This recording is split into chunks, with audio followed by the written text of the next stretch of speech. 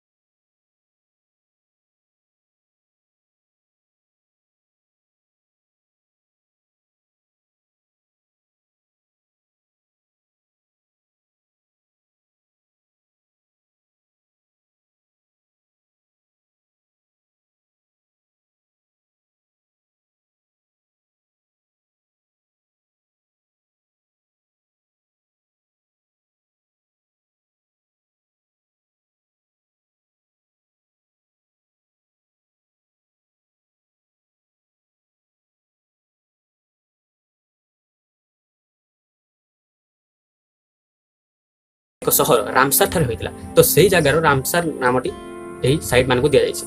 ତ ଏହି ସାଇଟ୍ ମାନଙ୍କରେ କ'ଣ କ'ଣ ହୁଏ? ଏଇଭଳିଆ 2300 ସାଇଟ୍ ଆମ ପୃଥିବୀ ସାରା କାମ କରୁଛନ୍ତି। ତ ଏହି ସାଇଟ୍ର ମୂଳ ଲକ୍ଷ୍ୟ କ'ଣ?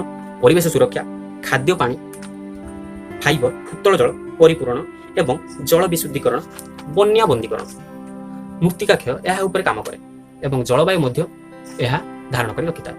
ଏହା ଜଳର ଏକ ବଡ଼ ସୋର୍ସ, ଯାହାକି ପିଓର ସୁଇଟ୍ ୱାଟର ଦେବାରେ ସଫଳ ହୋଇଥାଏ ଏବଂ ଏହା ବର୍ଷାକୁ ନିୟନ୍ତ୍ରଣ କରିଥାଏ ଏବଂ ଉତ୍ପାଦନକାରୀ ଜଳକୁ ସଂରକ୍ଷଣ କରିଥାଏ ଏବଂ ଏଥିରୁ ଆମେ ମଧୁର ଜଳ ସଂରକ୍ଷଣ କରିବା ପାଇଁ ସକ୍ଷମ ହୋଇଥାଉ।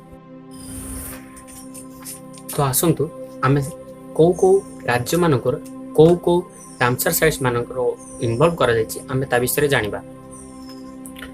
ପ୍ରଥମେ ଆସିବା Jammu and Kashmir, Wular lake, Hokersar lake, Surinsar Mansar lake, Tso Moriri lake.